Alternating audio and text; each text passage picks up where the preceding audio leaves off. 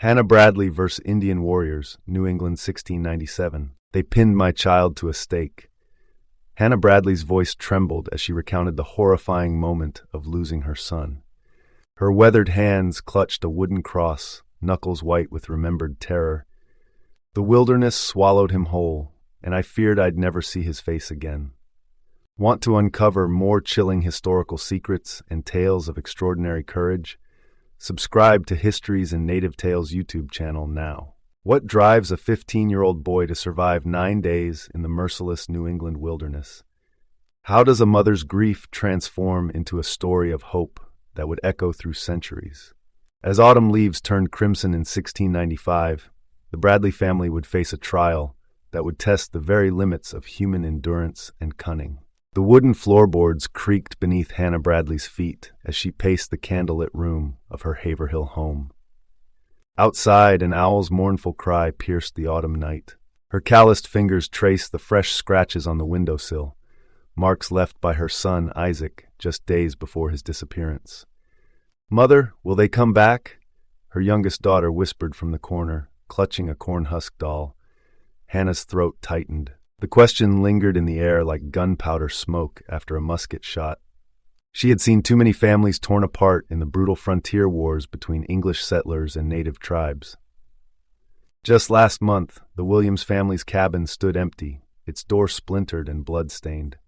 15-year-old Isaac Bradley and 11-year-old Joseph Whitaker had vanished from the cornfield on a crisp September morning. Their abandoned scythes lay crossed in the golden stalks, morning dew still clinging to the metal. 2 sets of footprints led north into the forest, accompanied by moccasin tracks that told a story Hannah couldn't bear to voice. In the native village, 90 miles north, Isaac watched the smoking fires through a gap in the longhouse wall. His wrists bore rope burns from the initial capture, but the natives had gradually loosened their guard as the boys learned their language and customs. Joseph lay shivering beside him, his face flushed with fever. "We leave tonight," Isaac whispered, slipping a stolen flint into his pocket. He had spent weeks memorizing the guards' rotations, noting how the village dogs responded to different sounds, observing which plants the natives used for food. The escape began at moonrise. Isaac wrapped Joseph's feet in deerskin to muffle their steps. They crept past 3 sleeping guards, holding their breath as a dog lifted its head. The animal's ears perked up, but Isaac tossed a piece of dried meat he'd saved, a trick learned from watching the hunters.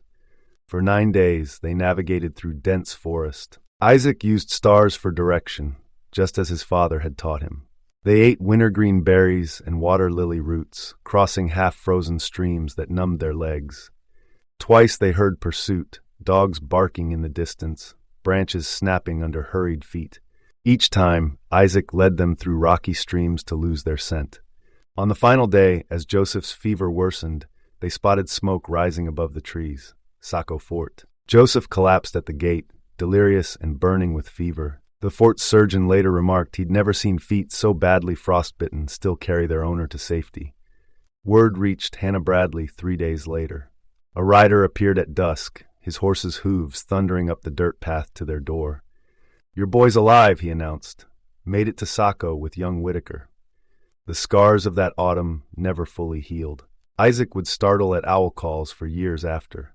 But in Haverhill, parents would tell their children about the 2 boys who outsmarted their captors, survived the wilderness, and found their way home against impossible odds. Today, almost 330 years later, the cornfield where Isaac and Joseph were taken lies beneath a shopping center's parking lot. But in the nearby Haverhill Historical Society, Isaac's flint striker sits in a glass case, a testament to the extraordinary resilience of 2 ordinary colonial boys who refused to give up hope. On March 15, 1697, the sun rose over Haverhill, casting a crimson hue on the snow-covered ground. Hannah Bradley stood at her cabin door, watching vapor rise from a pot of maple sap she'd been boiling since sunrise. The same morning, barely a mile away, Hannah Dustin and Mary Neff tended to a newborn in their own homestead, unaware that their lives would soon become eternally intertwined. The attack came with the morning fog. 52 pairs of moccasined feet moved silent as shadows through the settlement. The first warning was a musket shot that shattered the morning's stillness, followed by war cries that turned the blood to ice. Hannah's fingers found the door latch too late. 3 warriors burst through, their faces painted in stark patterns of red and black. The pot of boiling sap clattered to the floor, steam rising like desperate prayers into the cold March air. In the chaos, she glimpsed Hannah Dustin being dragged from her home, her nightgown stained with blood not her own. The forest swallowed them whole. Hannah's captors drove her northward, her feet bleeding in shoes not made for such terrain. Through gaps in the trees, she caught occasional glimpses of Hannah Dustin and Mary Neff, their figures growing smaller as the war party split into 2 groups at a fork in an ancient Indian trail. "You walk too slow," a warrior growled in broken English, prodding Hannah with his musket. The metal was cold against her back, but her fear burned hotter than any fever she'd known. Each step took her further from everything familiar, the smoke from Haverhill's chimneys, the sound of the Merrimack River, the comfort of her own hearth. Nights brought their own terrors. Hannah learned to sleep with her eyes half open, watching the shadows dance beyond the campfire. She memorized her captors' habits, how the youngest warrior always took first watch, how the eldest spoke with authority around the fire, how they marked trails with subtle signs she began to recognize. Knowledge, she discovered, was a weapon sharper than any blade. She learned their words, one by one, storing them like precious seeds: water, food, stop, continue. She watched which plants they ate, which they avoided. She noted how they started fires, how they covered their tracks, how they found north without stars. 27 days into her captivity, opportunity whispered from the darkness. The youngest warrior, exhausted from a day's march, dozed at his post. The others snored around the dying embers. Hannah's heart thundered in her chest as she crawled past them, each movement measured in breaths rather than inches. Freedom came at the price of 8 nights alone in the wilderness. She ate bark and roots as her captors had, followed streams southward as she'd watched them do. When Haverhill's familiar silhouette finally emerged from the morning mist, Hannah Bradley was no longer the same woman who'd left it. She carried new scars, visible and invisible, but fate wasn't finished with Hannah Bradley. 6 years of relative peace shattered like ice on February 8, 1703. Queen Anne's War had spread its bloody fingers across New England, and Hannah Bradley found herself once again in its merciless grip.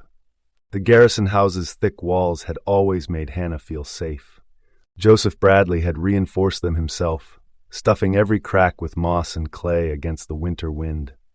But on that February morning, as war whoops split the dawn, those same walls became a trap. "They're breaking through the north wall," Jonathan Johnson's voice carried from his guard post. The young sentinel's warning would be his last. A musket ball found him moments later, turning his final cry into a gurgle. Hannah stood at her cook fire, where a pot of soap had been bubbling since dawn.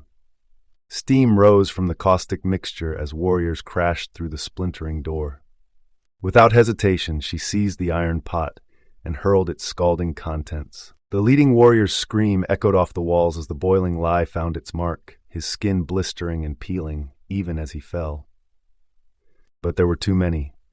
Rough hands seized her arms, and Hannah found herself once again being dragged into the wilderness. This time, however, she carried a secret beneath her heart, a child, barely showing, that kicked against her ribs as if sensing her terror. The journey north was brutality itself.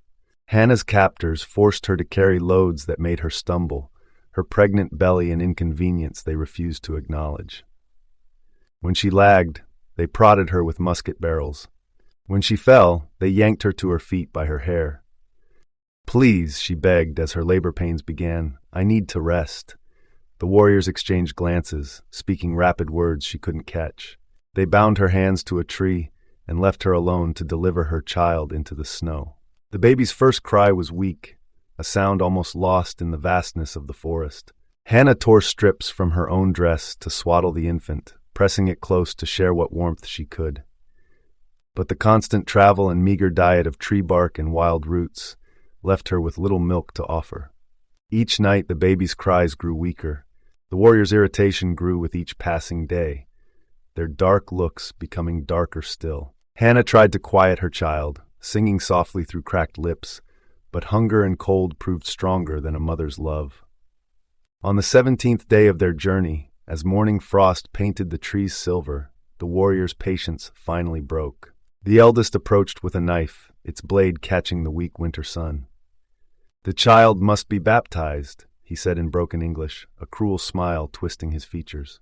Hannah's screams echoed through the forest as they carved their baptismal mark into her baby's forehead. But worse was yet to come. As the sun climbed higher, they drove a stake into the frozen ground. "Watch," they commanded. "Watch how we make your child holy." The memory of what followed would haunt Hannah Bradley until her dying day. The stake, the blood, her baby's final cry, these things became part of her, wounds deeper than any physical scar. Yet even in this darkest moment, something in Hannah refused to break. She memorized their faces, their markings, their weapons. She stored away every detail, every word, every gesture, knowing that survival itself would be her ultimate revenge. The wilderness had taken everything from Hannah Bradley, her freedom, her child, her hope. But fate had one more turn of the wheel, this time leading north to the French settlements of Canada. "Quatre-vingts levains," the French trader counted out the coins to Hannah's captors. 80 pieces of silver for a human life, the price of her transfer from one form of captivity to another. Hannah watched the transaction through hollow eyes, her grief still too fresh to comprehend this new change in fortune. The streets of Montreal offered a stark contrast to the forest's brutality. Stone buildings replaced bark lodges, and the sound of church bells replaced war cries. In the home of her French captors, Hannah found an unexpected mercy: a real bed, regular meals, clean clothes. The lady of the house even offered her needlework to occupy her hands, though nothing could occupy her mind enough to forget. "Your husband, he lives?" the French woman asked one evening in broken English, passing Hannah a bowl of hot soup. The question stirred something in Hannah's chest, a flutter of hope she'd thought long dead. Joseph. She hadn't allowed herself to think of him, but now his face filled her thoughts, as clear as the day she'd last seen him. Back in Haverhill, Joseph Bradley paced his empty home, wearing a path in the floorboards just as Hannah had done years before. When word reached him through a returning trader that Hannah was alive in Montreal, the path of his future crystallized with crystal clarity. "You'll never survive the journey," his neighbors warned as he packed his supplies. The distance to Montreal was vast, the terrain treacherous, the political situation precarious. But Joseph simply shouldered his pack, containing a carefully wrapped package of the finest Virginia tobacco, a gift he hoped would soften the French governor's heart. His journey north traced the same routes that had carried Hannah away, but where she had traveled in bonds, he walked free, driven by love and determination. He crossed swollen rivers, navigated through hostile territories, and slept under stars that seemed colder with each mile north he traveled. The tobacco pouch grew lighter, but Joseph's hopes grew heavier with each step closer to Montreal. Would Hannah still be the woman he remembered? Would the French accept his offer of ransom? Would she even want to return to the place of so much suffering? When Joseph finally walked through Montreal's gates in the spring of 1705, his clothes were in tatters, but his resolve was intact. The tobacco, though travel-worn, proved to be a diplomatic masterstroke. The French governor, impressed by both the gift and Joseph's determination, facilitated the negotiations for Hannah's release. The moment of reunion played out in the governor's courtyard. Hannah, thinner and grayer than Joseph remembered, stood motionless as he approached. For a heartbeat, they stared at each other across 2 years of separation, across a chasm of shared tragedy and individual suffering. "Hannah," Joseph whispered, and the name seemed to break a spell. She fell into his arms, her shoulders shaking with silent sobs. The French onlookers turned away, offering privacy to a moment too sacred for spectators. The journey home took them past places Hannah had never hoped to see again.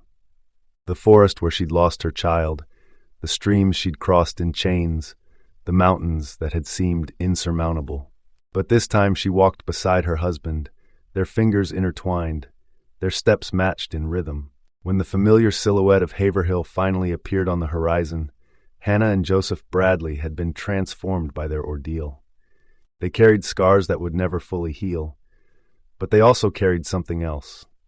a testament to the power of love over hatred, of determination over despair, of hope over horror. The Bradley home would never again echo with a child's laughter, but it would stand as a beacon of survival, a symbol of endurance that would inspire generations of frontier families to come. Hannah and Joseph's story would be told and retold around New England hearths, a reminder that even in the darkest of times, love could light the way home. Spring brought more than wildflowers to Haverhill in 1706. Another day began at the Bradley garrison. Hannah stood at her familiar window, a loaded musket cradled in her arms.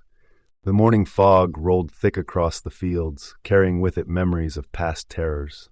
The attack came as they always did, swift and silent. Warriors emerged from the mist like vengeful spirits, their weapons glinting in the early light. But this time Hannah Bradley was ready. "Never again," she whispered, her finger steady on the trigger. The words carried the weight of every scar, every loss, every mile of wilderness she'd crossed. The first warrior reached the door, his tomahawk raised. Hannah's shot rang true. The warrior fell backward, his weapon clattering on the wooden steps. In the stunned silence that followed, Hannah's voice rang out across the yard, clear and fierce. "Come closer, and you'll all meet the same fate." The remaining warriors exchanged glances, muttering in their native tongue. They had expected to find easy prey. Instead, they found a woman transformed by suffering into steel. One by one, they melted back into the forest, leaving their fallen comrade in the dust. Word spread quickly through the settlements. A lone woman had driven off an entire war party. The story grew with each telling, but the truth needed no embellishment. Hannah Bradley had finally claimed her revenge, not through brutality, but through the courage to stand her ground. 32 years after her final stand, Hannah Bradley stood before the Colonial Court in 1738. Her voice steady, she recounted the brutal details of her captivity, her losses, and her survival. The courtroom fell silent as she spoke of the child she lost, the horrors she witnessed, and the strength she discovered within herself. Her testimony carried weight, not just for her own story, but as a witness to Hannah Duston's infamous act of violent resistance. The colonial authorities, moved by her accounts, granted her 250 acres of land. The grant read, "In recognition of extraordinary suffering and valor in defense of the colonies." Hannah walked that land with quiet pride, her steps sure despite her advancing years. Each acre represented a piece of her story: the cornfield where it began, the forest she crossed, the rivers she forded, the home she defended. In her final years, Hannah Bradley became more than just a survivor. Young women would visit her hearth, seeking wisdom from the woman who had faced the wilderness and emerged victorious. She taught them to shoot straight, to read tracks, to trust their instincts. Most importantly, she taught them that courage wasn't about being fearless. It was about standing firm when fear threatened to overwhelm. The Bradley name lived on in Haverhill's records, but Hannah's true legacy ran deeper than ink on paper. Her story became woven into the fabric of New England's history, a reminder that extraordinary strength often comes wrapped in ordinary packages. Today, Hannah Bradley's spirit lives on in every person who refuses to be broken by circumstance, who finds strength in their darkest moments, who chooses to stand and fight when all odds say run. Want to discover more extraordinary tales of courage from America's forgotten heroes? Join our community of history enthusiasts at Native Legends and History Stories on YouTube. Subscribe now to uncover the raw, untold stories that shaped our nation.